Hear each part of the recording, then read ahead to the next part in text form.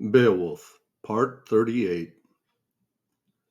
Then I heard that the son of Weohstan, after the speeches, quickly obeyed his wounded lord, stricken in battle, bore his ringed corslet, his woven shirt of mail under the roof of the barrow. Then, exulting in victory, the brave kinsman Thane, as he went by the seat, beheld many costly ornaments, gold gleaming along the ground, wondrous work on the wall, and the lair of the dragon, the old flyer at twilight. Vessels standing, goblets of olden time, lacking a furbisher, reft of their ornaments. There was many a helm, ancient and rusty, many bracelets cunningly bound.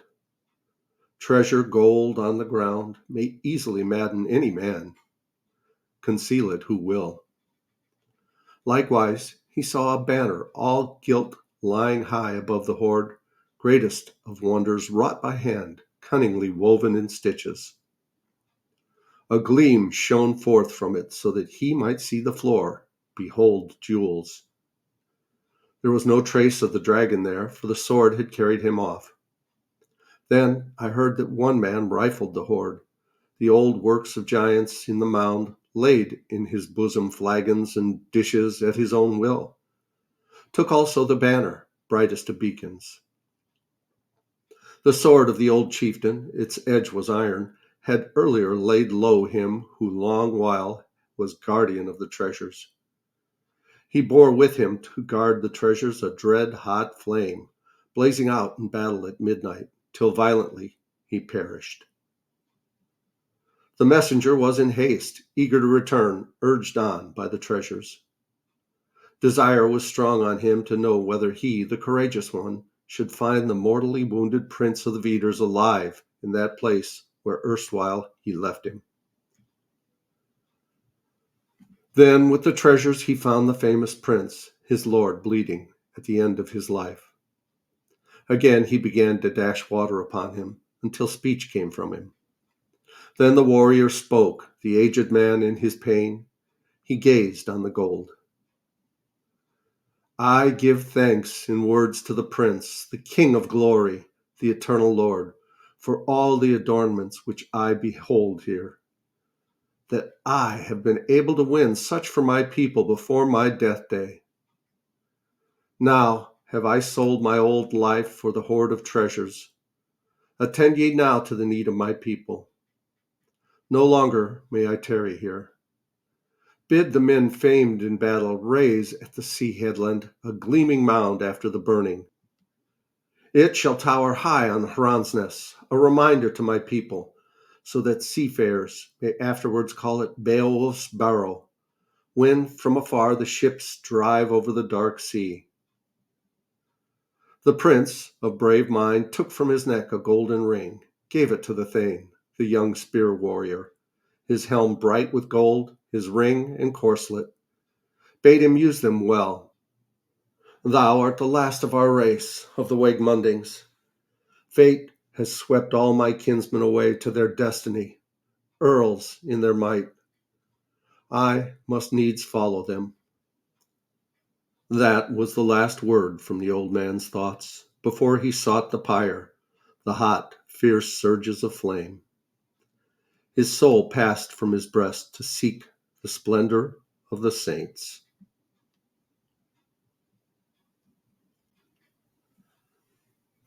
Part 39. Then was it sorrow for the young man to see on the earth the man he loved best, his life closed, lying there helpless. The slayer also lay low, the dread earth dragon, reft of life, vanquished by violence. No longer could the coiled dragon keep guard over the treasure stores, but iron blades, sharp battle-notched swords, forged by hammers, had carried him off so that the wide flyer sank to the ground near the treasure house, still from his wounds. No more did he wheel in his flight through the air at midnight, no more made his appearance exulting in costly possessions. But he fell to the earth because of the warrior's handiwork. Few of a truth among men, among those of might in the land, as I have heard, though they were eager for all exploits, have succeeded in rushing against the blast of the venomous foe, or seizing with hands the hall of rings, if they found the guardian on watch dwelling in the burrow. Beowulf had paid with his death for the many costly treasures. Each had gone to the end of fleeting life. It was not long then till the cowards left the wood, weak failures in loyalty, the 10 together, who durst not wield spears in their lord's great need. But shamefully they bore their shields, the war gear, where the old man lay. They looked at Wiglaf. He, the foot warrior, sat wearied hard by the prince's shoulders, tried to recall him with water. But no whit did he succeed. He could not, though dearly he wished to keep life in the prince on earth, nor alter the will of the Almighty. The might of God was pleased to show its power over all men by its deeds, as he yet does now. Then a grim speech came readily from the youth to those who erstwhile had lost their courage. Wiglaf spoke, son of Weohstan, a man sad at heart. He looked at the hated men. Lo, he who wishes to tell the truth can say that the Lord who gave you treasures, warlike adornments, wherein ye stand there, when on the ale bench he often bestowed on men sitting in hall a prince to his thanes, helmet and corslet, the most excellent he could find far or near, that doubtless he miserably cast away the garments of war when battle beset him. The people's king had indeed no cause to boast of his comrades in fight. Yet God, the disposer of victories, granted that he alone with his sword avenged himself when he had need of might. Small protection to his life could I afford him in the fight, and yet I tried to aid my kinsman beyond my power. When with the sword I smote the deadly foe, he grew ever weaker, his fire surged out less strongly from his breast. Too few protectors pressed round the prince when the time came upon him. Now the receiving of jewels, giving of swords, all the splendid heritage and life's necessities shall pass away from your race. Every man of the people shall wander, stripped of his rights in the land, when chieftains from afar hear of your flight, the inglorious act. Death is better for all earls than a shameful life.